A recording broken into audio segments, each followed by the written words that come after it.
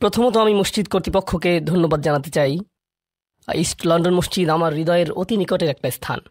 আসলে আমি কাউকে না জানিয়ে এখানে আসাটা পছন্দ করি। আর এর আগেও আমি এখানে কিছু সোশ্যাল এক্সপেরিমেন্ট পরিচালনা করেছি। কয়েক মাস আগে আমি এখানে এসেছিলাম। সম্ভবত বিষয়টা আমি আগেও বলেছিলাম যে কয়েক মাস আগে আমি এখানে এসেছিলাম জুমার নামাজে অংশ নেওয়ার জন্য। তখন আমি শ্রোতাদের মাঝে ছিলাম, একটা হুডি পরিহিত ছিলাম, তাই কেউ আমাকে চিনতে পারেনি। আর মাথা নিচু করে রেখেছিলাম। আমি দেখতে চেয়েছিলাম যে ধরা পড়ে যাই কিনা, কিন্তু না, ধরা পড়িনি। গোটা সময়টাতেই আমি অজ্ঞাত থাকতে পেরেছিলাম। জুমার নামাজের সময় একজন ব্যক্তি পাশ থেকে উকি দিয়েছিলেন, আর আমিও তাড়াতাড়ি আমার হিজাব সামলে নিয়েছিলাম। এরপর আর কোনো সমস্যা হয়নি। কিন্তু যাই হোক, আপনাদের আতিথেয়তায় আমি আপ্লুত। আর অবশ্যই আজ রাতে আপনাদের বিপুল সংখ্যক উপস্থিতি আল্লাহ আমাদের মধ্যে যে ভালোবাসা দিয়ে দিয়েছেন সেটাই প্রমাণ করছে।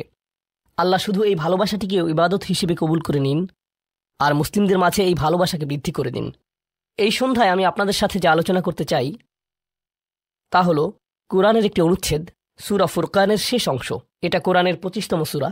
আমার অনেক প্রিয় এবং হৃদয়ের কাছের একটা অনুচ্ছেদ।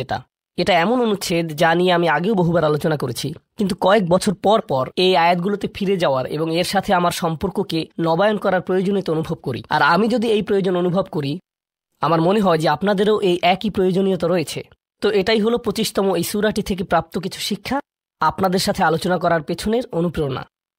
তো এই অনুচ্ছেদে আল্লাহ আজ্জা জাল্লা আমাদেরকে একটি বিশেষ উপাধি প্রদান করেছেন, আর সেই উপাধিটি হলো ইবাদুর রহমান, অবিশ্বাস্য রকম করুণাময় এবং ভালোবাসাময় সত্তার বান্দারা। ইমানদারদেরকে আল্লাহর বান্দা হিসেবে অভিহিত করা যেতে পারে। ইমানদারদেরকে শুধুমাত্র ইমানদার হিসেবে অভিহিত করা যায়। আল্লাযীনা আমানু, আমাদেরকে মুসলিম বলে অভিহিত করা যায়। আমাদের অনেক উপাধি রয়েছে, আর এই সকল উপাধির মধ্যে আল্লাহ এই সূরাতে বিশেষ এবং অনন্য একটা উপাধি বাছাই করেছেন, সেটা হলো ইবাদুর রহমান। আর এটা কিছু ইঙ্গিত প্রকাশ করছে। প্রথমত, ব্যাকরণগত দৃষ্টিকোণ থেকে ইবাদুর রহমান শব্দ দুটিকে আরবিতে বলা হয় ইদাফা। সরল ভাষায় এর অর্থ হলো দুইটি শব্দ একে অপরের সাথে সম্বন্ধযুক্ত। ব্যাকরণগতভাবে দুইটি শব্দ যা একে অপরের সাথে একীভূত হয়ে আছে। আর ব্যাকরণগতভাবে বলা যায় যে মুদাফ এবং মুদাফ ইলাইহির মাঝে কোনো কিছু আসার সুযোগ নেই, তারা অবিচ্ছেদ্য। আল্লাহ এখানে বলতে পারতেন ইবাদুন লির রহমান, আর রহমানের প্রতি নিবেদিত বান্দারা। কিন্তু যেহেতু এই দুইটি শব্দ একে অপরের সাথে এভাবে একীভূত হয়ে আছে, এই বিষয়টি থেকে কিছু তাফসীরকারক অনুপ্রাণিত হয়ে এই মত ব্যক্ত করেছেন যে এটা কিছু মানুষের সাথে আল্লাহর খুবই নিকট সম্পর্ক বর্ণনা করছে। আর অবশ্যই আল্লাহর নামগুলোর প্রত্যেকটিরই নির্দিষ্ট অর্থ রয়েছে। এগুলো আমাদের যে কারোর জন্য নির্দিষ্ট আবেগ অনুভূতি সৃষ্টি করে। তিনি বলতে পারতেন ইবাদুল্লাহ, আল্লাহর বান্দারা, কিন্তু তিনি তার প্রজ্ঞা দিয়ে দুইটি শব্দ চয়ন করেছেন, ইবাদুর রহমান। তো এই আয়াতে আমাদের এবং আল্লাহর সাথে যে সম্পর্ক বর্ণনা করা হয়েছে তা হলো ভালোবাসা, যত্ন এবং করুণার সম্পর্ক। আমাদেরকে আল্লাহর ভালোবাসা, যত্ন এবং করুণার চাদরে জড়িয়ে নেওয়া হয়েছে। আয়াতগুলোর অগ্রসর হওয়ার সাথে সাথে বক্তব্যের বিষয়বস্তুকে দুটি ভিন্ন দৃষ্টিভঙ্গি থেকে দেখা সম্ভব। একটি দৃষ্টিভঙ্গি হলো কিছু মানুষের বিশেষ কিছু গুণ রয়েছে। বিশেষ এই মানুষগুলো কারা? যাদেরকে আল্লাহ ইবাদুর রহমান বলে আখ্যায়িত করেছেন। এই দৃষ্টিভঙ্গি অনুযায়ী এই হলো গুণাবলীগুলোর একটা তালিকা। যদি এর সবগুলোর অধিকারী হতে না পারেন, আপনি আসলে ব্যর্থ হয়েছেন। এটা হলো একটা দৃষ্টিভঙ্গি। তো আমাদের যে কারো জন্য আমরা যদি প্রথম দৃষ্টিভঙ্গির দিকে লক্ষ্য করি, তখন বলবো আমি তো তাহলে অকৃতকার্য হয়ে গেলাম। কিন্তু এটাকে দেখার আরেকটা পরিষ্কার দৃষ্টিভঙ্গি রয়েছে, আর সেটা হলো এই প্রত্যেকটি হলো পৃথক শ্রেণীর মানুষের জন্য। তাদের প্রত্যেকেই হলেন পৃথক শ্রেণীর মানুষ। তাদের মধ্যে সাদৃশ্যপূর্ণ বৈশিষ্ট্য হলো তারা সকলেই ঈমানদার। কিন্তু এক্ষেত্রে একটা বিষয় হলো, আর এই ধারণাটি আমি সূচনায় আপনাদেরকে বলবো, আমরা সকলে একরকম নই। যেমন আজকের জুমার পর এক নারীর সাথে আমার সাক্ষাৎ হয়েছে। তিনি আমার কাছে এসে বললেন, আমি প্রতিদিন 3 ঘন্টা ধরে তাহাজ্জুদের নামাজ পড়ি। আক্ষরিকভাবে এটাই তিনি আমাকে জিজ্ঞেস করেছিলেন, এটা কি ঠিক আছে? আর আমি বলেছিলাম, আপনাকে এর জন্য পুরস্কৃত করা উচিত। কারণ অনেকের জন্য নিয়মিত 5 মিনিট তাহাজ্জুদ পড়াও অসম্ভব। কখনো কখনো মানুষের জন্য সময় মতো ফজরের নামাজে ওঠাও অত্যন্ত কঠিন হয়ে যায়। আর এই নারী 3 ঘন্টা নামাজ পড়ছেন। আমি বললাম, কিসের তাড়নায় আপনি এটা করতে পারছেন? তিনি বললেন, কি করব আমি, টিভি দেখব? তার চেয়ে বরং আল্লাহর সাথে কথা বলে সময় কাটাই। এটাই তিনি আমাকে বলেছেন। আমি সম্মানিত বোধ করছি যে তিনি আমার কাছে এসে প্রশ্নটি করেছেন। আমার উচিত ছিল তার কাছ থেকে পরামর্শ নেওয়া, এমন মানুষের কাছ থেকে যারা আল্লাহর নৈকট্যপ্রাপ্ত। আমি যা বলতে চাচ্ছি তা হলো, আমরা সকলে একরকম নই। তিনি যা করেছেন আমি তা করতে পারবো না, আমি সত্য কথা বলছি। এই নারী যা করেন আমি তা করতে সক্ষম নই, আর আমি তার এই যোগ্যতার প্রতি সম্মান জানাই। আল্লাহ এই অভ্যাস বজায় রাখতে তাকে দৃঢ়তা দান করুন। কিন্তু আমরা তো জানি এমন মানুষ রয়েছেন যারা অন্যদেরকে সাহায্য করার ক্ষেত্রে অসাধারণ। তাদের যোগ্যতা, তাদের পারদর্শিতা হলো অন্য মানুষকে সাহায্য করা। আরেক ধরনের মানুষ রয়েছে যাদের এই গুণটি রয়েছে যে যখন তারা মানুষের চারপাশে থাকেন মানুষ ভালো অনুভব করে, এটাই তাদের যোগ্যতা। আপনি শুধু তাদের কাছে যাবেন, যদি তারা কোনো কথা নাও বলেন, আপনি শুধু তাদের সাথে সময় কাটাবেন, তখন নিজের ভেতর একটা প্রশান্তি অনুভব করবেন, শান্তি অনুভব করবেন। আল্লাহ আমাদের সকলকে বিচিত্র যোগ্যতা দিয়েছেন। এই অনুচ্ছেদের ব্যাপারে এই বিষয়টাই আমার কাছে অনেক বেশি বিশ্বাসযোগ্য মনে হয় যে এটা বিভিন্ন ইমানদারদের জন্য বিভিন্ন বিচিত্র গুণাবলীর উল্লেখ করেছে। ইমানদারদের একটি শ্রেণীর বিশেষ এক ধরনের গুণাবলী রয়েছে, ইমানদারদের অন্য একটি শ্রেণীর অন্য ধরনের গুণাবলী রয়েছে, সেটা তাদেরকে বিশেষ বৈশিষ্ট্যমণ্ডিত করে। আর আমরা যখন এই আয়াতগুলোতে অগ্রসর হব, আপনি হয়তো দেখবেন যে প্রথমটি আমার সাথে মিলছে না। আমি আশা করছি যে কমপক্ষে একটি গুণের অধিকারী হব। আপনি হয়তো একের অধিক গুণের সাথে মিল খুঁজে পাবেন, আর সেটাও আপনাকে ইবাদুর রহমান হিসেবে অন্তর্ভুক্ত করবে। এখানে প্রথম গুণটি চমৎকার। হয়তো ভাবতে পারেন যে আল্লাহ তাআলা হয়তো সবচেয়ে নৈকট্যপ্রাপ্ত বান্দাদের দিয়ে শুরু করবেন, যাদেরকে তিনি সবচেয়ে ভালোবাসেন। হয়তো তিনি তাদেরকে দিয়ে শুরু করবেন যারা সবচেয়ে বেশি নামাজ পড়ে, যারা তার উপাসনা সবচেয়ে বেশি করে, যারা আল্লাহর প্রতি আধ্যাত্মিক ধ্যানে সবচেয়ে মগ্ন। কিন্তু আল্লাহ কি দিয়ে শুরু করলেন? তিনি বললেন, আল্লাযীনা ইয়ামশুনা আলাল আরদি হাওনা। অবিশ্বাস্য রকম করুণাময় সত্তার বান্দারা, এই বিশেষ মানুষগুলো হলো তারা যারা বিনম্রতার সাথে পৃথিবীতে চলাফেরা করে। আল্লাযীনা ইয়ামশুনা আলাল আরদি হাওনা। সামনে এগোনোর আগে এটা দিয়ে কি বোঝাচ্ছে তা আমাদেরকে উপলব্ধি করতে হবে। এর অর্থ এটা না যে আপনি যখন রাস্তায় হাঁটবেন অর্ধেক রুকু করা অবস্থায় হাঁটবেন, এরকমভাবে মাথা নিচু করে রাখবেন আর বলবেন যে আমি বিনয় প্রকাশ করছি। এটা বিনয় প্রকাশ করা নয়। আপনি সোজাভাবেই হাঁটবেন। আপনি মানুষের সাথে তাচ্ছিল্য সহ কথা বলবেন না। আর আলাল আরদি, এই ধারণাটি হলো যেখানেই যান, হয়তো ঘরে থাকতে পারেন, হয়তো কাজে থাকতে পারেন, হয়তো শিক্ষা প্রতিষ্ঠানে থাকতে পারেন, হয়তো আপনার কর্মচারীদের সাথে কাজে আছেন, হয়তো আপনার নিয়োগদাতার সাথে কথা বলছেন, হয়তো কথা বলছেন শিশুদের সাথে, অথবা কথা বলছেন বড়দের সাথে, হয়তো আপনার বাবা মায়ের সাথে কথা বলছেন, হয়তো এটা অন্য কেউ, হয়তো এটা মুসলিম হতে পারে অথবা অমুসলিম। যখনই মানুষের সাথে কথা বলেন এক ধরনের বিনয় থাকতে হবে। যেভাবে আপনি তাদের সাথে কথা বলবেন, কাউকে মূল্যহীন বোধ করাবেন না আপনার কথার দ্বারা। যেভাবে তার দিকে তাকান, যেভাবে নিজেকে উপস্থাপন করেন, এটাই আল মাশি আলাল আরদি হাওনা। পৃথিবীর বুকে বিনয় সহকারে চলাফেরা করা, বিনম্রভাবে। আপনারা দেখবেন যে কোরআনে বিভিন্ন রকমের অহংকারের কথা এসেছে। এখন এখানে সবাই জানেন যে অহংকার হলো হৃদয়ের একটা ব্যাধি। এটা থাকে হৃদয়ের ভেতর, তাই না? কিন্তু ভিতরে যখন কোনো ব্যাধি থাকে, যেমন কোনো ভাইরাস যদি ভিতরে থাকে, বাইরে এর কিছু লক্ষণ প্রকাশ পায়, উচ্চ তাপমাত্রা, ঘাম, এই ধরনের লক্ষণ। কোরআন তুলে ধরছে অহংকারের কিছু লক্ষণ। উদাহরণস্বরূপ আল্লাহ বর্ণনা করছেন যেভাবে মানুষ অন্যের দিকে তাকায়। কোরআন বলছে যে এমন মানুষ ছিল যারা রাসূল সাল্লাল্লাহু আলাইহি সাল্লামের দিকে এভাবে দৃষ্টিপাত করত, ইয়াকাদুল্লাযীনা কাফারু লা ইউযলিকুনাকা বিআবসারিহিম। তারা এত কঠিনভাবে আপনার দিকে তাকায় যে তারা যেন তাদের দৃষ্টি দ্বারা আপনাকে মাটিতে ফেলে দেবে।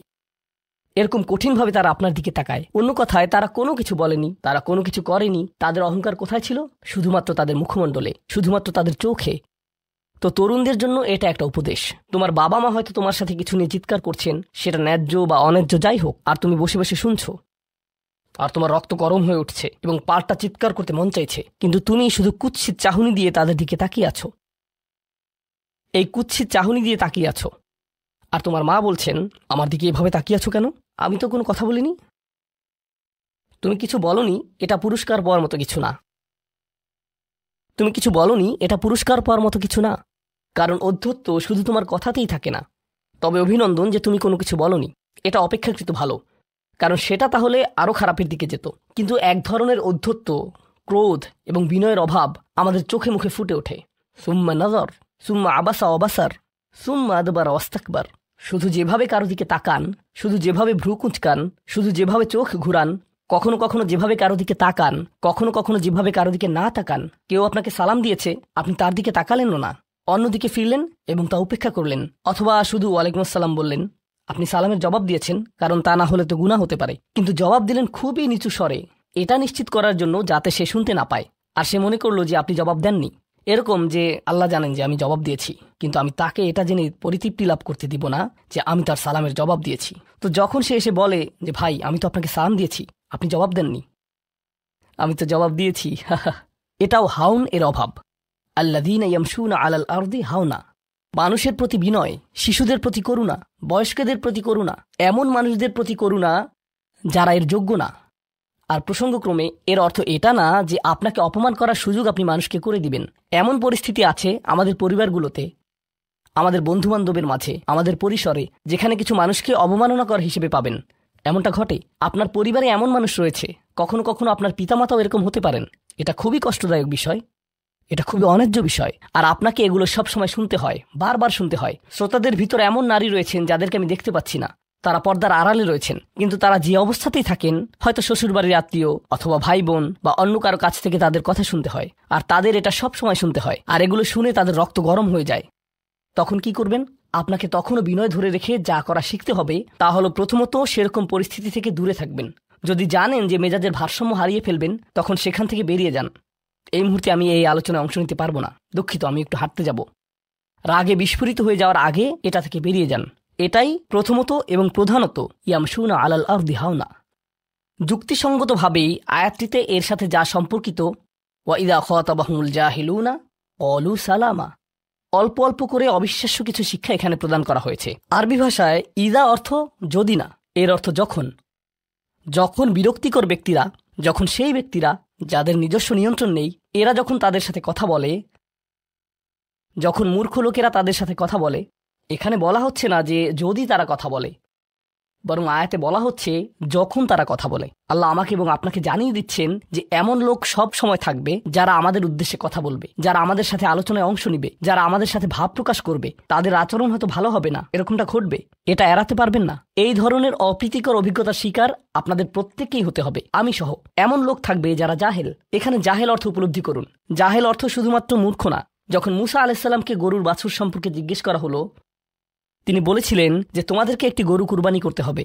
আর তারা বলেছিল, তুমি কি তামাশা করছো? আতাত্তাখিযুনা হুজুয়া, তুমি কি আমাদের সাথে উপহাস করছো? আমাদেরকে গরু কুরবানি করতে হবে? এখানে আমাদের সামনে জটিল পরিস্থিতি রয়েছে, কিন্তু কোনো গরু কুরবানির প্রয়োজন নেই। তিনি আসলেই রেগে গেলেন। আপনারা জানেন, যখন মুসা আলাইহিসসালাম রেগে যান, তখন তিনি কিছু একটা করে ফেলতে পারেন। তো তিনি তৎক্ষণাৎ আল্লাহর কাছে প্রার্থনা করলেন এবং বললেন, আউযু বিল্লাহি আন আকুনা মিনাল জাহিলিন, আমি জাহেলদের অন্তর্ভুক্ত হওয়া থেকে আল্লাহর আশ্রয় প্রার্থনা করি। এর অর্থ মূর্খ নয়, কারণ স্পষ্টতই মুসা আলাইহিসসালাম ছিলেন পৃথিবীর জ্ঞানী মানুষদের একজন। তিনি অজ্ঞতা নিয়ে কথা বলছেন না। তিনি বলছেন, আমি আমার আবেগের উপর নিয়ন্ত্রণ হারানো থেকে, মেজাজের নিয়ন্ত্রণ হারানো থেকে আল্লাহর আশ্রয় প্রার্থনা করছি। এমন জিনিস বলা থেকে অথবা করা থেকে যা আমি এখন করতে চাই, কিন্তু আমাকে নিজেকে সংযত করতে হবে। এখন এই উপলব্ধি থেকে আলোচ্য আয়াতটিতে আসুন। এরকম মানুষ রয়েছে যারা সবচেয়ে জঘন্য কথা বলে, কিন্তু তাদের কোনো লাগাম নেই। কথাগুলো আপনার হৃদয় থেকে এসে মস্তিষ্ক হয়ে এরপর তা জিহ্বাতে যাওয়া উচিত, কিন্তু এই পথে কিছুটা লাগাম থাকতে হবে। আমার হয়তো এটা বলা উচিত না, আমি কিছু একটা অনুভব করছি, হয়তো গালি বের হয়ে যাবে, সেটা গলায় পৌঁছে গিয়েছে, কিন্তু সেটা আমার মুখ দিয়ে বেরিয়ে আসা উচিত না, আমার সেটা গিলে ফেলা উচিত। কিন্তু কিছু মানুষ রয়েছে, তাদের মাথায় যা আসে তাই বলে ফেলে। কারোর সাথে আপনার 6 মাস পরে দেখা হলো কোনো একটা পার্টিতে, ঈদের সময় অথবা অন্য কোথাও, হে আসসালামু আলাইকুম, আপনি তো মোটা হয়ে গেছেন, সবার সামনেই। এটা কেমন কথা? আপনি এটা মনে মনে আনতে পারেন আর নিজের মনে মনে মাশাআল্লাহ বলতে পারেন, কিন্তু সবার সামনে কেন আপনাকে এই কথা বলতে হবে? হেই, তুমি তো কয়েক বছর আগে পড়ালেখা ছেড়ে দিয়েছিলে, এখনো পাশ করনি, এখনো ফেল অবস্থাতেই আছো। মানুষ আপনাকে এরকম কথা বলে আর এটা আপনাকে রাগান্বিত করে। এই অবস্থায় কি করবেন? আল্লাহ বলেছেন, এটা আপনার মনের বিনয় প্রকাশের অংশ। এভাবেই আল্লাহ আমাদের বিনয় যাচাই করবেন। আর প্রসঙ্গক্রমে তারাই হয়ে থাকে আমাদের সবচেয়ে কাছের মানুষ, যার অর্থ আপনি এই ধরনের পরিস্থিতিতে বারবার বারবার বারবার পড়বেন। কিভাবে এটা থেকে বেরিয়ে আসবেন? আল্লাহ বলছেন, ওয়া ইযা খাতাবাহুমুল জাহিলুনা ক্বালু সালামা। এটা দিয়ে কতিপয় জিনিস বোঝায়। আমি এখানে সেই কয়েকটি শিক্ষা নিয়ে আলোচনা করব। যখন এমনটা ঘটবে, আপনার তাৎক্ষণিক প্রতিক্রিয়া হবে শান্তি, ক্বালু সালামা। এটা দ্বারা বিদায়ও বোঝাতে পারে। আপনি বলবেন, সালাম, আমি আর এই আলোচনা চালিয়ে যেতে চাই না, আমি সম্মানজনকভাবে আপনাকে বিদায় জানাবো। ও দাঁড়ান, আমার তো একটা মিটিং আছে।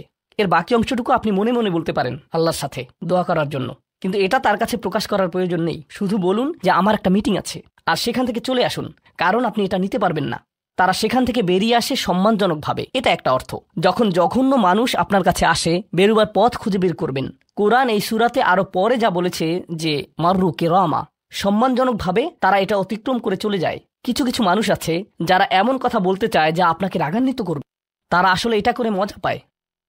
তারা কথা বলবে শুধু আপনাকে উত্তেজিত করার জন্য। আর তাদের কেউ কেউ জানে যে ঠিক কি বলতে হবে, কারণ তারা আপনার সাথে আগেও কথা বলেছে। আর তারা জানে যে কোন জিনিস আপনাকে রাগিয়ে তুলে, তাই তারা জানে যে কোন বাটনটি প্রেস করতে হবে আর কিভাবে আপনাকে বিরক্ত করতে হবে। আপনি বসে আছেন, আমি উত্তেজিত হব না, আমি উত্তেজিত হব না, আমি উত্তেজিত হব না, কিন্তু তার কথা শুনে আপনি বিশাল দানবে পরিণত হয়ে গেলেন, যার ফলে সব ধ্বংস হয়ে যাবে।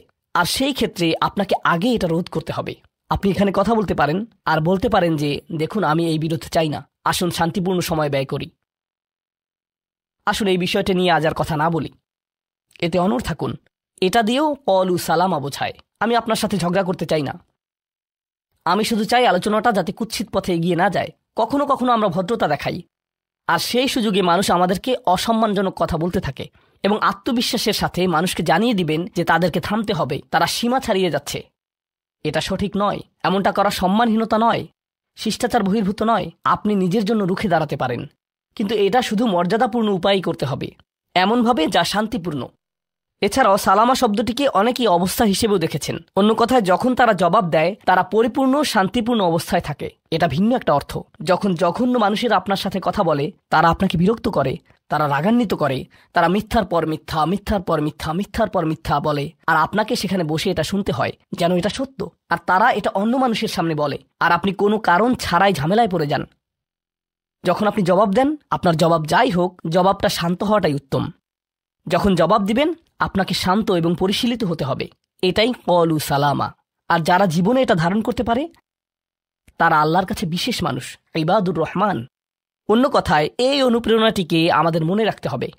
সেই রকম সময়ে যেই ব্যক্তির সাথে আপনি কথা বলছেন, সে এর যোগ্য না, বরং সে হয়তো চপটাঘাত পাওয়ার যোগ্য।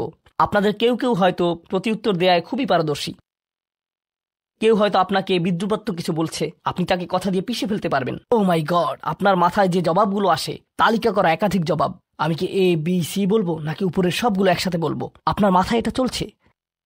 আর সেই মুহূর্তে যখন আপনি বিরত হওয়ার সিদ্ধান্ত নেন, কঠিনভাবে না বলার, প্রতিক্রিয়া না দেখানোর, শান্ত থাকার সেই শক্তি অর্জনের জন্য আপনার আর আমার অনুপ্রেরণা যা হবে তা হলো, আমি ইবাদুর রহমানের মধ্যে সামিল হতে চাই। আমি ভুলে যাব যে আমি এই অপ্রীতিকর কথোপকথনে রয়েছি, কারণ এখনই আমি আল্লাহর সংস্পর্শে রয়েছি, আর তার বিশেষ রহমত আমার উপর বর্ষিত হচ্ছে। সেই জন্যই তিনি আমাকে এই পরিস্থিতিতে ফেলেছেন, যাতে আমি তার নৈকট্য অর্জন করতে পারি। এটা আসলে একটা আশীর্বাদ। এই অপ্রীতিকর সঙ্গগুলো আসলে একটা আশীর্বাদ, যাতে আমি তার নৈকট্য পেতে পারি। সুবহানাল্লাহ। ওয়া ইবাদুর রহমানিল্লাযীনা ইয়ামশুনা আলাল আরদি হাওনা ওয়া ইযা খাতাবাহুমুল জাহিলুনা ক্বালু সালামা। লক্ষ্য করুন, এরপর আল্লাহ কি বলছেন। দ্বিতীয় শ্রেণীর মানুষেরা, তাদের বিশেষ গুণটি বর্ণিত হচ্ছে। প্রসঙ্গক্রমে এর অর্থ এটা না যে তারা অন্য কিছু করে না, যেমন তারা নামাজ পড়ে না, তারা হালাল খাবার গ্রহণ করে না। এগুলো তো থাকতেই হবে, তারা তো ইতিমধ্যে ইবাদ। এগুলো হলো ইবাদ হওয়ার বাইরের অতিরিক্ত গুণাবলী। দ্বিতীয় মহান গুণটি কি? দ্বিতীয় শ্রেণীর এই মানুষেরা যারা আল্লাহর কাছে প্রিয়, কোন জিনিসটা তাদের বিশেষ মানুষে পরিণত করেছে? ওয়াল্লাযীনা ইয়াবিতুনা লিরাব্বিহিম সুজ্জাদান ওয়া কিয়ামান। যারা রাত্রি অতিবাহিত করে তাদের প্রভুর উদ্দেশ্যে সিজদারত এবং দণ্ডায়মান অবস্থায়। তারা লোকচক্ষুর অন্তরালে গভীর রাতে নামাজে মশগুল থাকেন, কারণ তারা জানেন যে রাতের গভীরে আল্লাহ তাদের সবচেয়ে নিকটে থাকেন। আমাদের অনেকের জন্য এটা অনেক কঠিন যে আল্লাহ যদি তার সবচেয়ে নৈকট্যপ্রাপ্ত মানুষদের কথা বলেন, এই শ্রেণীর মানুষদের দিয়ে শুরু করাটাই প্রত্যাশিত ছিল। এটাই প্রত্যাশিত ছিল যে আল্লাহ এমন মানুষদের দিয়ে শুরু করবেন যারা সবচেয়ে বেশি নামাজ আদায় করে, বিশেষত এমন সময়ে যখন তিনি নিকটে থাকেন, যা হলো রাতের মধ্যপ্রহর। সেখান থেকেই শুরু হওয়ার কথা ছিল, কিন্তু না, তিনি সেখান থেকে শুরু করেননি। তিনি বিনয় দিয়ে শুরু করেছেন, কারণ রাতের সেই নামাজ যখন আপনি এবং আমি আল্লাহর সামনে বিনয়াবনত হই, নামাজরত অবস্থায় অন্য কেউ দেখার সুযোগ না থাকে, চমৎকৃত করার মতো আর কেউ না থাকে, একমাত্র যাকে আপনি চমৎকৃত করতে চান তিনি হলেন আল্লাহ। আপনার আত্মাভিমান চলে গিয়েছে, আল্লাহর সম্মুখে দণ্ডায়মান হয়ে আপনি পূর্বেকৃত সকল অপরাধ স্বীকার করেছেন। আল্লাহর সাথে আপনি উন্মুক্ত আলোচনায় রত আছেন, সকল অহংকার থেকে মুক্ত হয়ে। যদি নিজেকে অহংকার মুক্ত করতে চান, প্রথম ধাপটি হলো, আপনি কি মানুষের সামনে অহংকারকে বিসর্জন দিতে পারেন? আর তারপর আল্লাহর সম্মুখে উপস্থিত হন। আমরা এমন অনেক মানুষদের কথা জানি যারা ইবাদতে পারদর্শী, কিন্তু মানুষের কাছে তারা খারাপ হিসেবে বিবেচিত। এটা আদর্শ নয়।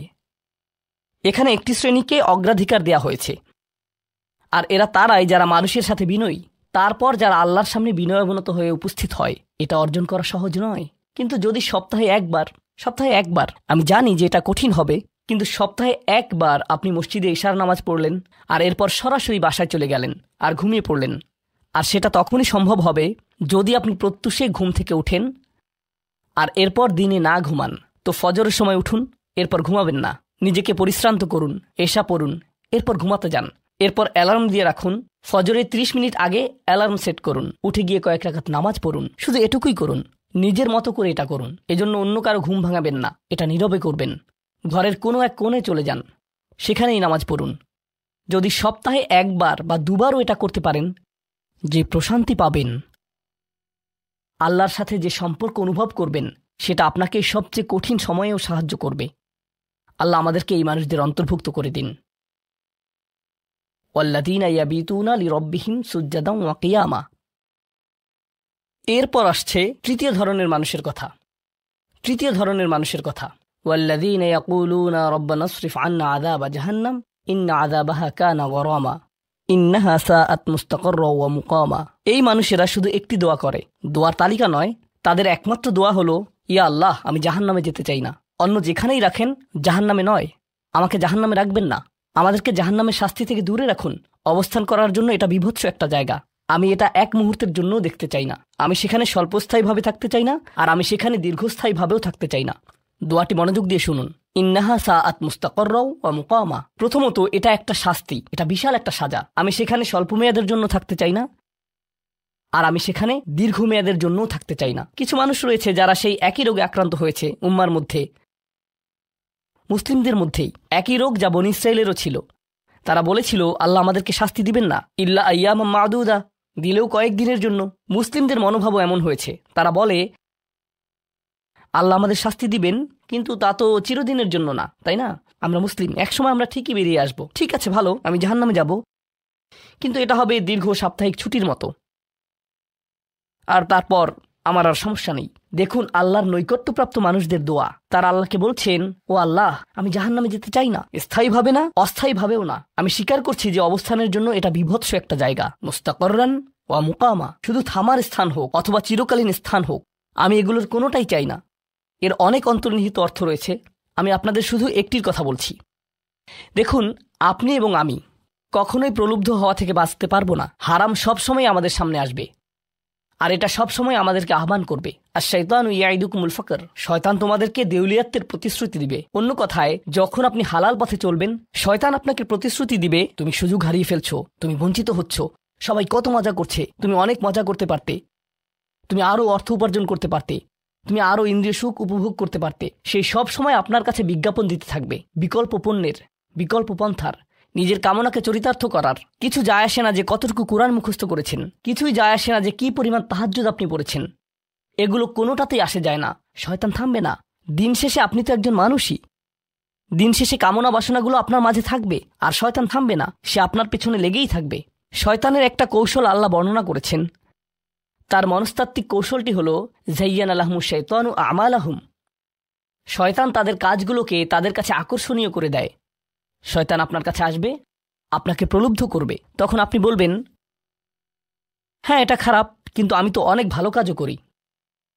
হ্যাঁ, আমি এলোমেলো কাজ করছি, কিন্তু আমি তো নামাজও পড়ছি, আর আমি তো কাফেরও না, তো সমস্যার কিছু নেই। আর এইবার করেই আমি থেমে যাব। এমন না যে আমি এটা করতেই থাকবো, শুধু একবারই করব। এভাবে নিজেকে সব ধরনের যুক্তি দিতে থাকেন, নিজে নিজে এটাকে বৈধতা দিতে থাকেন। আপনার চিন্তায় এটা এখন আর অতটা খারাপ না।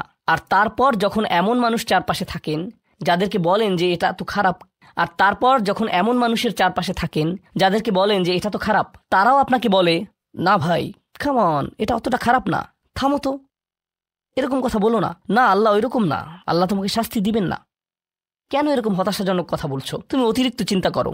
আপনি তা শুনেন, আর এটা আপনাকে প্রভাবিত করতে শুরু করে। কিন্তু যখন কাজটা করে ফেলেছেন, যেটাই করেছেন, হতে পারে এটা অ্যালকোহল অথবা অন্য কোনো মাদক, এটা কারোর সাথে সম্পর্ক হতে পারে, সেটা যাই হোক, যখন নিজেকে বলেন যে এটাই শেষবার, কিন্তু এটাই শেষ তো না। কারণ যখনই কাজটা ঘটে যায় আর কয়েকদিনের মধ্যে অনুশোচনাও কেটে যায়, তখন মোবাইলে আরেকটা মেসেজ চলে আসে, তারপর আরেকটা দাওয়াত আসে, তারপর আপনি বলেন, না এটাই শেষবার। আবারও সেই চক্রে আটকে যান, আর আবারও সেটা করেন, আর তা করতেই থাকেন। শয়তান ঠিক এটাই চেয়েছিল।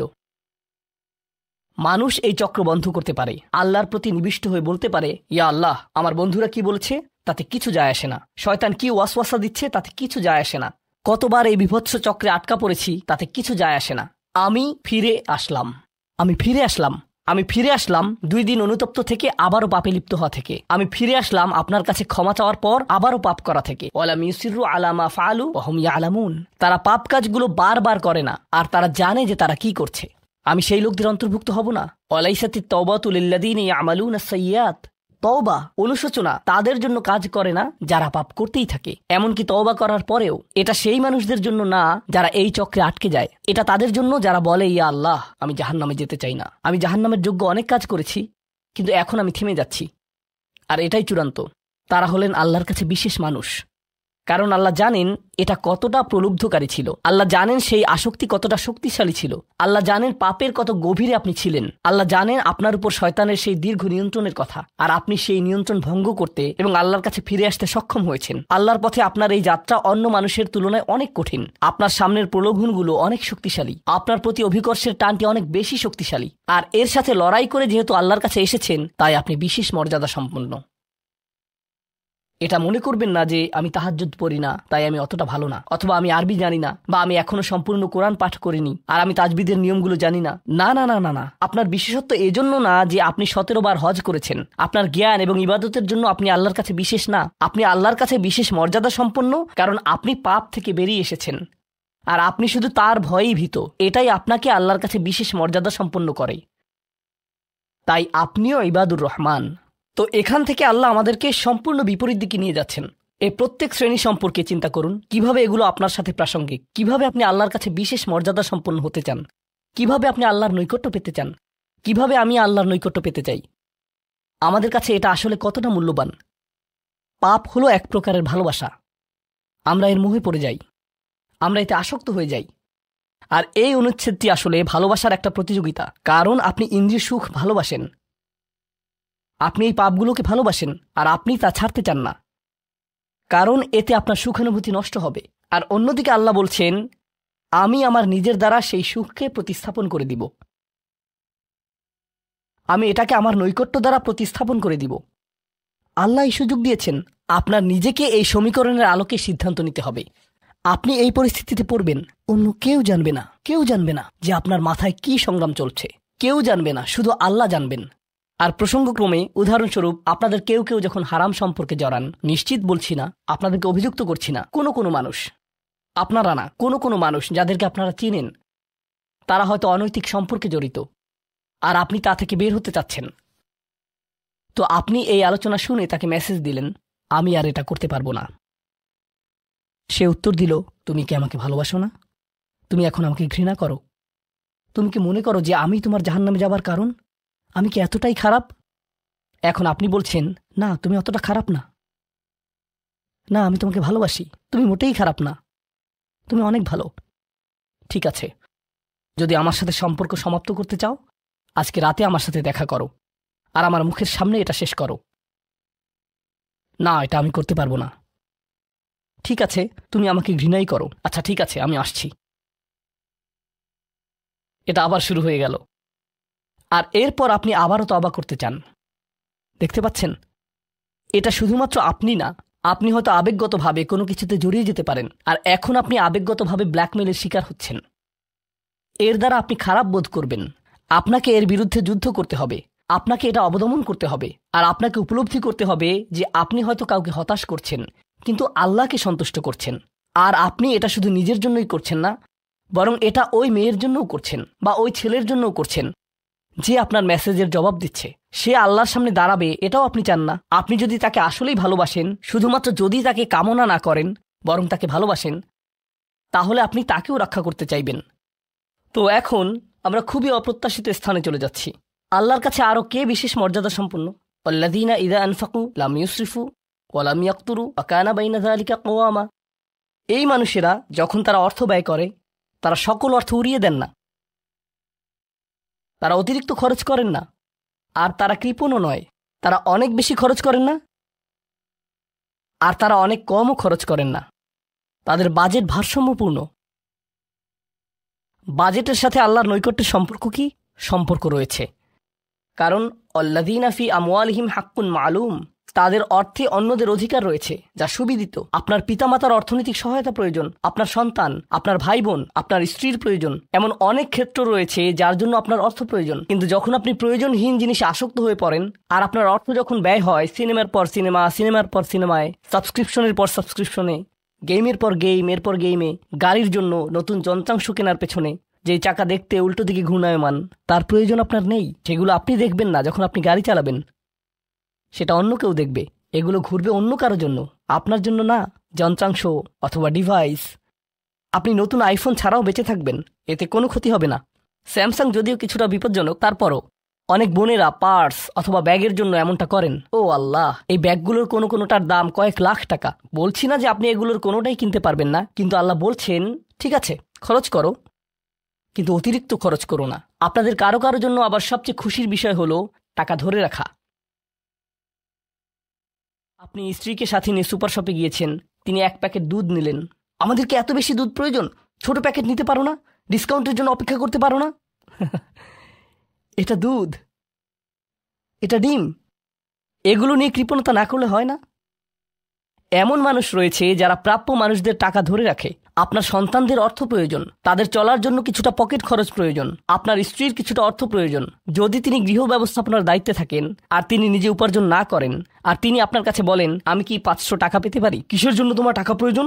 আমাকে সম্পূর্ণ প্রতিবেদন প্রদান করবে, সকল রিসিট দেখাবে। দাঁড়ান, 1 মিনিট থামুন।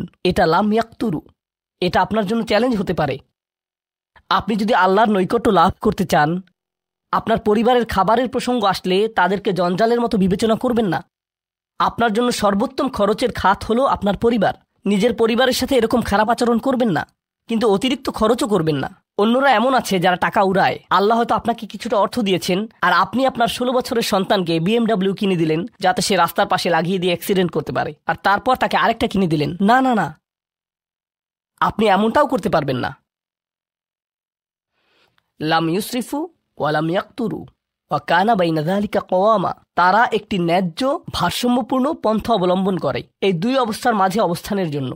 পরবর্তী গুণটি আমার প্রিয়, মনোযোগ দিয়ে শুনুন। এরা সবাই একটি শ্রেণী।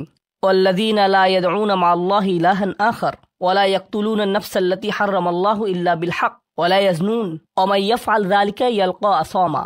তারা আল্লাহর পাশাপাশি অন্য কোনো উপাস্যের কাছে প্রার্থনা করে না, আর আল্লাহর পাশাপাশি অন্য কোনো উপাস্যের কাছে প্রার্থনা না করা অবস্থায় তারা কাউকে হত্যা করে না এবং তারা ব্যভিচারে লিপ্ত হয় না। 3টি বিষয়। তারা আল্লাহ ছাড়া কারো কাছে প্রার্থনা করে না, এর সাথে রয়েছে তারা হত্যা করে না এবং তারা ব্যভিচার করে না। 3টি বিষয় একসাথে, 3টি বিষয় একসাথে। এটা তো অসাধারণ কোনো অর্জন নয়। কেউ বলতে পারে যে হ্যাঁ, আমি তো তালিকায় এসে পড়েছি, আমি কাউকে হত্যা করিনি। কিন্তু জানেন কেন এটা বৈশিষ্ট্যসূচক? কারণ এই বিষয়গুলো খুবই প্রাথমিক স্তরের, তাই না? অন্য অনেক কবিরা গুনাহ রয়েছে, কিন্তু আল্লাহ বলছেন যে তোমরা আল্লাহর কাছে বিশেষ মর্যাদার অধিকারী হতে পারবে যদি তোমরা শুধু এটুকু করো। কেন এটা বিশেষ মর্যাদাপূর্ণ? মক্কার মানুষদের কথা চিন্তা করুন, সেই সমাজের কথা চিন্তা করুন যার মাঝে কোরআন এসেছিল। সেই মানুষগুলো 1000 বছর ধরে শিরকে লিপ্ত ছিল। হত্যা তাদের কাছে সাধারণ বিষয়ে পরিণত হয়েছিল, জিনা কোনো বিষয়ই ছিল না। আর এগুলো বড় বিষয় ছিল না তাদের পূর্বপুরুষ অথবা তাদের পূর্বপুরুষ অথবা তাদের পূর্বপুরুষের কাছে। এগুলো ছিল জীবনেরই অংশ। জীবন ছিল গ্যাংস্টারের মতো। আর যখন তারা এই সকল কিছু ছেড়ে আল্লাহর কাছে আসলো, তাদের পরিবার কি বলেছিল যে ও তুমি তো এখন মুসলিম, কংগ্রাচুলেশনস। তাদেরকে সকল ধরনের বিভৎস অভিজ্ঞতার সম্মুখীন হতে হয়েছিল, তাদের প্রিয় মানুষদের কাছ থেকে, তাদের সমাজ থেকে, তাদের বন্ধু বান্ধবদের কাছ থেকে, কারণ তারা সেই অপরাধগুলো ত্যাগ করেছিলেন, তাই না? কিছু মানুষের জন্য শুধুমাত্র ঈমান গ্রহণ করা, শুধুমাত্র অপরাধী জীবন থেকে বেরিয়ে আসা, শুধুমাত্র জিনা থেকে বেরিয়ে আসা ছিল এতটাই বড়। আপনারা যারা সম্মানিত পরিবারে বেড়ে উঠেছেন, পরিশুদ্ধ পরিবেশের মাঝে ছিলেন, আপনার জন্য সেই ধরনের বিপত্তিতে না পড়াটা সহজ অথবা সহজতর। এখনকার সময়ে যে কোনো কিছুই সহজ, কিন্তু আপনাদের যারা অমুসলিম অবস্থা থেকে এসেছেন, আপনি চারপাশে অপরাধ সংঘটিত হতে দেখেছেন, আপনি চারপাশে মাদকের আসর দেখেছেন, আপনি চারপাশে নারী লিপ্সা দেখেছেন, প্রত্যেক সাপ্তাহিক ছুটির দিনই ক্লাবে যেতেন, আর তারপর আপনি আল্লাহর পথে আসলেন, আপনি ঈমান গ্রহণ করলেন। সেই জীবন থেকে আপনার এই যাত্রাটি ছিল বিশাল এক যাত্রা, আর আল্লাহ এটা স্বীকার করেছেন এবং বলেছেন যে এটা বেশ বড় ব্যাপার যে কিছু মানুষ এমনটা করেছে।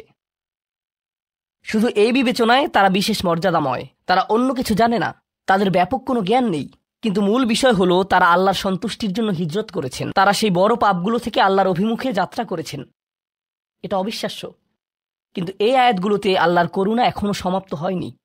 প্রথমত সেই 3টি বিষয় যা আমি উল্লেখ করেছি, শিরক বা আল্লাহ সম্পর্কে অশ্রদ্ধা প্রদর্শন করা, হত্যা এবং ব্যভিচার, এগুলো অনেক বড় পাপ। তো আল্লাহ কি বলছেন? ইউদাআফ লাহুল আযাবু ইয়াওমাল কিয়ামা ওয়া ইয়াখলুদ ফীহি মুহানা। এমন মানুষের জন্য শাস্তি দ্বিগুণ করা হবে আর তারা সেখানে থাকবে অপমানিত অবস্থায়। এই পাপগুলো আল্লাহর কাছে ছোট বিষয় না, বিশেষত 3টা পাপ একসাথে। কিন্তু প্রসঙ্গক্রমে সবচেয়ে খারাপ অপরাধ শিরক। সবচেয়ে খারাপ অপরাধের মধ্যে দ্বিতীয়টি হলো যখন আপনি একজন ব্যক্তিকে হত্যা করেন। এটা কাকে হত্যা করার সমতুল্য? গোটা মানবজাতিকে। এটা হলো দ্বিতীয় বৃহত্তম অপরাধ। আর তারপর তৃতীয় বৃহত্তম অপরাধ কোনটি? জিনা। এই 3টি একসাথে এসেছে একটি আয়াতে। সেজন্য আল্লাহ বলছেন যে এই ব্যক্তিটি বিশেষ ধরনের শাস্তি পাবে আর সে এই শাস্তিতে রয়ে যাবে অপমানিত অবস্থায়। কিন্তু এমনকি খারাপের ভিতর সবচেয়ে খারাপ, এরপর সবচেয়ে খারাপ ব্যক্তিটি, এই ব্যক্তিটি এজন্য সবচেয়ে খারাপ না যে সে একটি জিনিস করছে, বরং সে সবচেয়ে খারাপ কারণ সে 3টি জিনিসই করেছে। 3টি জিনিসই করেছে। এটা জাহান্নামের হ্যাট্রিক অর্জনের মতো। আর সম্পর্কে আল্লাহ কি বলছেন? তিনি বলছেন ইল্লা মান তাবা ওয়া আমানা ওয়া আমিলা আমালান সলিহা। অর্থাৎ যে অনুতপ্ত হয়েছে, ঈমানের পথে ফিরে এসেছে এবং তখন থেকে ভালো কাজ শুরু করেছে, তার জন্য নিয়মের ব্যতিক্রম হবে। এটা উপলব্ধি করাটা গুরুত্বপূর্ণ। আল্লাহ বর্ণনা করছেন নিকৃষ্টের মধ্যে নিকৃষ্ট, তার চেয়েও নিকৃষ্ট। আর তারপর বলেছেন এমনকি সেই ব্যক্তির ক্ষেত্রেও যদি সে আমার কাছে ফিরে আসে আমি তাকে শাস্তিতে নিক্ষেপ করব না। কিন্তু এতটুকু যথেষ্ট না। আমরা কথা বলছি ইবাদ আর রহমানের ব্যাপারে, যিনি অবিশ্বাস্য রকমের করুণাময় সত্তা। তো তিনি তাদেরকে শুধুমাত্র জাহান্নাম থেকে রক্ষা করেই ক্ষান্ত হবেন না, তিনি আরও কি করবেন? ফাউলাইকা ইউবাদদিলুল্লাহু সাইয়্যাতিহিম হাসানাত। সেই মানুষগুলোর মহাপাপগুলোকে প্রতিস্থাপিত করবেন। আর আমি আপনাদেরকে মনে করিয়ে দিচ্ছি সেই পাপগুলো কি? শিরক। ইন্নাশ শিরকা লাযুলমুন আযীম। হত্যা, কাআন্নামা কাতালান নাসা জামিআ, সে যেন গোটা মানবজাতিকে হত্যা করল। এবং জিনা, ব্যভিচার, সবচেয়ে বড় পাপ এগুলো। আল্লাহ বলছেন যে পাহাড় সমান তাদের এই সমগ্র পাপ কাজগুলোকে আমি প্রতিস্থাপন করে দিব ভালো কাজ দিয়ে। কিন্তু তারা এখনও কোনো ভালো কাজ করেনি। তারা এখনও নামাজ পড়েনি, তারা এখনো ইবাদত করেনি, তারা এখনো হজ করেনি, তারা এখনো দান করেনি। তারা মূলত যা করেছে তা হলো অনুতপ্ত হয়েছে। আর এখন থেকে তারা ভালো কাজ করবে। আল্লাহর জন্য এতটুকুই যথেষ্ট। তাদের পাহাড়সম পাপগুলো নিবেন যা তাদেরকে চিরকাল জাহান্নামে নিক্ষেপ করতে অপমানিত অবস্থায়, আর তিনি এই পাহাড়সম পাপগুলোকে নিয়ে পাহাড়সম ভালো কাজে পরিবর্তিত করে দিবেন। এটাই আল্লাহ করবেন তাওবাকারীদের জন্য। আপনিও বিশেষ মর্যাদার অধিকারী হবেন। শুধু তাওবা করুন। তো আপনি যখন বসে বসে এটা শুনছেন আর ভাবছেন আমি তো বেশ বড় ভুল করে ফেলেছি, এখানে হয়তো এমন কেউ বসে আছে যিনি কাউকে হত্যা করেছেন, এরপর জেলে গিয়েছেন এবং মুক্তি পেয়েছেন। কিভাবে আল্লাহ আমাকে ক্ষমা করবেন? আপনাদের কেউ কেউ হয়তো ব্যভিচারের ভুল করে ফেলেছেন, আল্লাহ আপনাদেরকে রক্ষা করুন। আপনাদের কেউ কেউ হয়তো সেই পথে অগ্রসর হচ্ছেন। আপনাদের কেউ কেউ হয়তো শিরক করেছেন। সকল ধরনের অপরাধ সংঘটিত হচ্ছে আর মানুষ সকল ধরনের অপরাধে লিপ্ত হচ্ছে। আপনি যদি তওবা করেন এবং আল্লাহর কাছে ফিরে আসেন, এই সকল অপরাধ শেষ হয়ে যাবে। কিন্তু এরপর আপনাকে ভালো পথে চলতে হবে। ওয়া আমিলা আমালান সলিহা ফাউলাইকা ইউবাদদিলুল্লাহু সাইয়্যাতিহিম হাসানাত। অন্য কথায়, যখন আপনি আল্লাহর কাছে ফিরে আসবেন, এটা প্রকৃত অর্থেই প্রত্যাবর্তন হতে হবে, এটা কৃত্রিম হতে পারবে না। ওয়া কানাল্লাহু গফুরার রহিমা। আর আল্লাহ সর্বদাই ক্ষমাশীল, অতিমাত্রায় ক্ষমাশীল, সর্বদা প্রেমময়, যত্নশীল এবং করুণাময়। আমার সময় ফুরিয়ে যাচ্ছে, কিন্তু আপনাদের সাথে আরও কয়েকটা বিষয় শেয়ার করতে চাই। আসুন এই তালিকাটা প্রথমে শেষ করি। এটা শেষের দিকে। কেউ বলতে পারে যে আমি শিরক করিনি, আমি হত্যা করিনি, আমি জিনাও করিনি, আমি শুধু ছোট বিষয়গুলো করেছি। যেমন আমি ফজরের নামাজ পড়িনি, একদিন ফ্রিজ থেকে আমার ভাইয়ের চকলেট মিল্ক চুরি করে খেয়েছি, বেশ কয়েকবার বাবার সাথে চড়া মেজাজে কথা বলেছি, আরেকদিন একটা পার্টিতে কিছুটা গীবত করে ফেলেছি। কিন্তু আমি হত্যা করিনি। এই তওবা তো আসলেই খারাপ অপরাধীদের জন্য। তাহলে আমার কি হবে? সাধারণ পাপীদের কি হবে? বাকি আমরা যারা রয়েছি, কারণ তারা হলো উঁচু স্তরের পাপী, তাই না? তো পরবর্তী আয়াত বলছে তোমরা বাকি যারা রয়েছ, ওয়ামান তাবা, যেই তাওবা করেছে, যে কোনো ধরনের তাওবা, আমিলা সলিহান, সৎ কাজ করেছে, ফাইন্নাহু ইয়াতুবু ইলাল্লাহি মাতাবা, তো যখন সে আল্লাহর কাছে ফিরে আসে আন্তরিকভাবে অনুতপ্ত হয়ে, আল্লাহ সেটাও স্বীকার করেন, না না না, কারণ আমার পাহাড় সম পাপ প্রয়োজন, এটাকে পাহাড় সম পুণ্যে রূপান্তরিত করার জন্য, এটাকে পাহাড় সম পুণ্যে রূপান্তরিত করার জন্য এমন প্রয়োজন নেই। যেই পাপেই লিপ্ত থাকেন না কেন, শুধু তওবা করুন। ফাইন্নাহু ইয়াতুবু ইলাল্লাহি মাতাবা ওয়াল্লাযীনা লা ইয়াশহাদুনা যুর। এমন মানুষ যারা অন্যায়ের সাক্ষ্য হয় না, এর অর্থ হলো তারা সহ্য করে না যখন কোনো অন্যায় সংঘটিত হয়। এই মানুষগুলো আল্লাহর কাছে মর্যাদা সম্পন্ন, কারণ তাদের পরিসরে কেউ যখন মানসিকভাবে নির্যাতনের শিকার হয়, কেউ যখন অর্থনৈতিকভাবে নির্যাতনের শিকার হয়, তাদের পরিবারে ধরুন 2 ভাই মিলে কোনো ব্যবসা করে আর তাদের একজন সকল অর্থ আত্মসাৎ করে অন্যজনকে বঞ্চিত করে, যার ফলে আদালতে গিয়ে এখন একে অপরের বিরুদ্ধে অবতীর্ণ। সেখানে আপনার হয়তো কোনো এক পক্ষের সাথে সম্পর্ক রয়েছে, আপনি নিশ্চুপ দাঁড়িয়ে থেকে অন্যায় হতে দিবেন না, আপনি এটা হতে দিবেন না। যদি এটা আপনার নিজের বাবার বিরুদ্ধেও যায়, যদি এটা আপনার স্বামী স্ত্রী বা সন্তানদের বিরুদ্ধেও যায়, আপনি অলসভাবে দাঁড়িয়ে থেকে অন্যায়কে সহ্য করবেন না, আপনি প্রতিবাদ করবেন। কমপক্ষে এর নীরব অংশীদার হবেন না, আপনি সে স্থান ত্যাগ করবেন, এর সাথে আমার কোনো সম্পর্ক নেই, আমি এর অংশ হতে চাই না। লা ইয়াশহাদুনা যুর এর আরেকটা অর্থ হলো তারা মিথ্যা সাক্ষ্য প্রদান করে না। কখনো আপনার উপর চাপ থাকে এমন মানুষের পক্ষ অবলম্বন করার জন্য যারা অন্যায়কারী। আপনি জানেন যে তারা অন্যায়কারী, কিন্তু তারা বলে পরিবার আগে ভাই, অথবা বন্ধুত্ব সবার আগে। আর আপনি যদি এটা করেন, যদি আপনার আনুগত্য ভুল স্থানে প্রদান করেন, এটা জেনে শুনে যে আপনি ভুল, তাহলে এটা লা ইয়াশহাদুনা যুর এর লঙ্ঘন। আয়াতটির দ্বিতীয় অংশ ওয়া ইযা মাররু বিল্লাগwi মাররু কিরামা, এটাও অসাধারণ। এই আয়াতে আল্লাহর কাছে আপনাকে অসাধারণ বানিয়েছে কোনটি? আপনি একটা আসরে রয়েছেন, বন্ধুরা সবাই ঘুরে বেড়াচ্ছে, অথবা আপনি হয়তো কোনো হোয়াটসঅ্যাপ গ্রুপে আছেন। আজকাল যোগাযোগের বিভিন্ন মাধ্যম রয়েছে, আর এই সকল যোগাযোগের মাঝে মানুষ যুক্তিহীন কথা বলে থাকে, মানুষ একে অপরের বিরুদ্ধে গীবত করে, তারা একে অপরের প্রতি বিদ্রূপ করে, তারা একে অপরের সময় নষ্ট করে, আর আপনি এর সাথে কোনো সম্পর্ক রাখতে চান না। তো আপনি কি করবেন? আপনি আসরটি ত্যাগ করবেন। কিন্তু আপনি প্রথমে একটা লেকচার দিবেন না যে এগুলো সবই অর্থহীন, তোমরা নিজেদের সময় নষ্ট করছো, আস্তাগফিরুল্লাহ, আমি তোমাদেরকে আল্লাহর দিকে ডাকছি এবং তওবা করতে আহ্বান জানাচ্ছি, তোমরা এই ভিডিওটি দেখো, আমি এই আসর ত্যাগ করছি না। অথবা আপনি কোনো পার্টিতে রয়েছেন আর বললেন আস্তাগফিরুল্লাহ, তোমরা সবাই গীবত করছো, আমি এখান থেকে চলে যাচ্ছি। ওয়া ইযা মাররু বিল্লাগwi মাররু কিরামা, যখন তারা এই ধরনের আসরের পাশ দিয়ে যায়, যখন তারা এই ধরনের পরিস্থিতির সম্মুখীন হয়, তারা সেখান থেকে বেরিয়ে আসে সম্মানজনক উপায়ে, মাররু কিরামা। অন্য কথায় তারা তাদের নিজস্ব মর্যাদা রক্ষা করে, তারা এমন অবস্থায় পড়ে না যা অন্যদেরকে এবং তাদের নিজেদেরকে অপমানিত করে। আর এই প্রক্রিয়ায় তারা অন্য কাউকে খারাপ বোধও করায় না, তারা সম্মানজনক অজুহাত তৈরি করে এবং নিজেদেরকে সেই পরিস্থিতি থেকে বের করে আনে। ওয়া ইযা মাররু বিল্লাগwi মাররু কিরামা। আর সবশেষে ওয়াল্লাযীনা ইযা যুক্কিরু বিআয়াতি রাব্বিহিম লাম ইয়াখিরু আলাইহা। আসলে এখনো শেষ হয়নি, আপনাদের ভালো বোধ করার জন্য বললাম। ওয়াল্লাযীনা ইযা যুক্কিরু বিআয়াতি রাব্বিহিম লাম ইয়াখিরু আলাইহা সুম্মান ওয়া উময়ানান। এটা জুমায় অংশগ্রহণকারীদের জন্য। যখন তাদেরকে স্মরণ করিয়ে দেয়া হয়, তারা অন্ধ এবং বধিরের মতো পড়ে থাকে না। অন্য কথায় তারা সেগুলো উপেক্ষা করে না, তারা সেগুলোকে হালকাভাবে গ্রহণ করে না। তারা কিছু শোনার পর বলে না যে হ্যাঁ, এটা আমার সম্পর্কেই বলেছে, এটা ঠিকই আমার বিবেককে আঘাত করেছে, কিন্তু আমি ভুলে যাব যে এটা আমি শুনেছি, আমি ভান করব যে এটা আমার সম্পর্কে না এবং এটা নিয়ে চিন্তা করব না। তারা ইচ্ছাকৃত বধির না, আর তারা ইচ্ছাকৃতভাবে অন্ধও না। সেই স্মরণিকার প্রতি যা তাদেরকে প্রদান করা হয়েছে, এটা ছিল আপনার সম্পর্কে, এটা ছিল আপনার কার্যকলাপ সম্পর্কে, আপনার উদ্দেশ্য সম্পর্কে। আর এখন আপনি এটা আর নিতে পারছেন না, কারণ আপনি পরিবর্তিত হতে চান না। বাল ইউরিদুল ইনসানু লিয়াফজুরা আমামাহ। মানবজাতি শুধু তার সামনে যা রয়েছে তাতে নিমজ্জিত হয়ে যেতে চায়। প্রলোভনগুলো এতটাই মজবুত। আর কোরআন উলিন নুহা সম্পর্কে বলছে, তারা এমন মানুষ যারা নিজেদেরকে সংযত করতে পারে।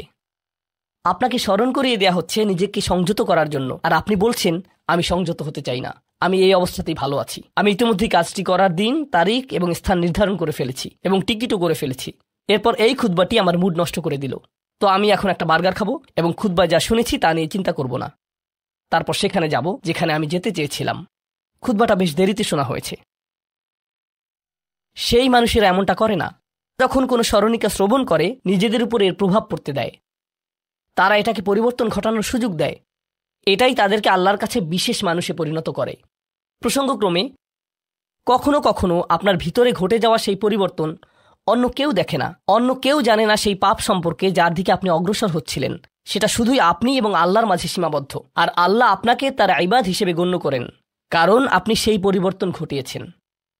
তো এখন যেহেতু আমরা সমাপ্তির দিকে যাচ্ছি, এটাই এখানে বর্ণিত শেষ গুণ। এই মানুষেরা শুধুমাত্র নিজেদের নিয়ে উদ্বিগ্ন না, বরং তারা তাদের পরিবার নিয়ে উদ্বিগ্ন। ওয়াল্লাযীনা ইয়াকুলুনা রব্বানা হাবলানা মিন আজওয়াজিনা ওয়া যুররিয়াতিনা কুররাতা আয়ুনিন। হে প্রভু, আমাদের স্ত্রী এবং আমাদের সন্তানদের দ্বারা আমাদেরকে চক্ষুর শীতলতা দান করুন, যার অর্থ দুইটি জিনিস।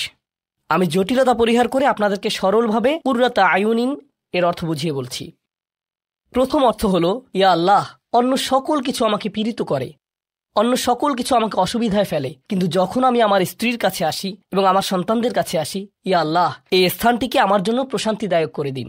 আমার সকল অসুবিধা দূর হয়ে যায় যখন আমি আমার স্ত্রীর দিকে তাকাই। আমার সকল অসুবিধা দূর হয়ে যায় যখন আমি আমার সন্তানদের সাথে থাকি। ইয়া আল্লাহ, আমার স্ত্রী এবং আমার সন্তানদের মাঝে এটা প্রদান করুন, অথবা আমার স্বামী এবং আমার সন্তানদের মাঝে এটা প্রদান করুন। কুররা শব্দটির দ্বিতীয় অর্থটি এসেছে করার থেকে। করার অর্থ যখন আপনার চোখ কোথাও আটকে যায়।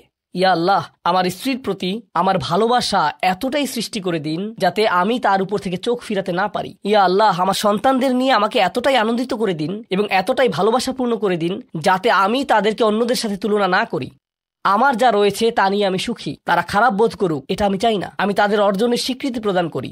আমাকে সেই সামর্থ্য দান করুন যাতে স্ত্রী এবং সন্তানদের মাঝে কুররাতু আয়ুন খুঁজে পাই। আমাকে একটি মজবুত পরিবার দান করুন এবং আমাকে আমার পরিবারের প্রতি সন্তুষ্ট করে দিন। আপনাদের অনেকের জন্য একমাত্র দুশ্চিন্তার বিষয় হলো স্ত্রী এবং সন্তান। এই দোয়া অনুযায়ী দুশ্চিন্তার একমাত্র উপশমকারী হওয়া উচিত স্ত্রী এবং সন্তান। আর আপনি নিজে চেষ্টা না করে শুধু আল্লাহর কাছে কিছু চাইতে পারেন না, কারণ আল্লাহ বিশেষ কোনো বৃষ্টি আপনার পরিবারের উপর বর্ষণ করবেন না, যার ফলে আকস্মিকভাবে আপনি আপনার স্ত্রীকে ভালোবাসতে শুরু করবেন। এর জন্য চেষ্টা করতে হবে। আপনার সন্তানদের সাথে সম্পর্ক উন্নয়নের জন্য আপনাকে চেষ্টা করতে হবে। এটা রাতারাতি ঘটবে না। এটা এমন জিনিস যাতে আপনাকে এবং আমাকে বিনিয়োগ করতে হবে। তো আল্লাহ আমাদেরকে সামর্থ্য দান করুন যাতে আমরা শুধুমাত্র মুখে এই দোয়া করে ক্ষান্ত না হই, বরং দোয়াটি যাতে বাস্তবায়িতও করতে পারি, কারণ আল্লাহ প্রচেষ্টার বিষয়ে জিজ্ঞেস করবেন। এমনকি সেই বিখ্যাত দোয়াটির শেষেও এটা এসেছে, রব্বানা আতিনা ফিদ দুনিয়া হাসানা ওয়া ফিল আখিরাতি হাসানা ওয়া কিনা আযাবান নার। বিখ্যাত একটি দোয়া, তাই না? আমাদেরকে এই জীবনের সর্বোচ্চটা দান করুন, পরের জীবনেরও সর্বোচ্চটা দান করুন, আমাদেরকে জাহান্নামের শাস্তি থেকে রক্ষা করুন। এরপরে আল্লাহ কি বলছেন? উলাইকা লাহুম নাসিবুম মিম্মা কাসাবু। তারা ততটুকু অংশই পাবে যা তারা অর্জন করেছে। আপনি শুধু দোয়া করবেন আর তা কাজ করবে তেমনটা না। আপনাকে অর্জন করতে হবে, আপনার চেষ্টাকে কাজে লাগাতে হবে। তো আপনি যখন আপনার পরিবার নিয়ে উদ্বিগ্ন থাকবেন, তখনই আপনি পরিবারে প্রশান্তি প্রদানের জন্য আল্লাহর কাছে চাইবেন। আর প্রসঙ্গক্রমে এটা দিয়ে কি বোঝায়? যে সকল স্বামীরা যারা লন্ডন শহরে রাত 2টা-3টা পর্যন্ত সীসা বারে সময় কাটান, কিন্তু বাড়িতে তাদের স্ত্রীদের কাছে যান না, কারণ তারা তাদের স্ত্রীদের মাঝে কোনো প্রশান্তি খুঁজে পান না। আর তাদের স্ত্রীরা তারাও তাদের স্বামীদের মাঝে কোনো প্রশান্তি খুঁজে পান না। যখন তারা বলবেন, না ভাই আমাকে বাড়ি যেতে হবে, তখন তারা আল্লাহর কাছে বিশেষ মর্যাদা সম্পন্ন হয়ে উঠবেন। যখন তারা সন্তানদের সাথে সময় ব্যয় করবেন, সন্তানদের থেকে তাদের চোখ সরে যায় না। আর যেহেতু আপনার চোখ তাদের থেকে সরছে না, এর অর্থ আপনি আসলে তাদের সাথে রয়েছেন। এর অর্থ আপনি আসলে সন্তানদের সাথে সময় ব্যয় করছেন এবং সেটা উপভোগ করছেন। এই বিষয়টি আপনাকে আল্লাহর কাছে বিশেষ মর্যাদা সম্পন্ন করে তুলেছে।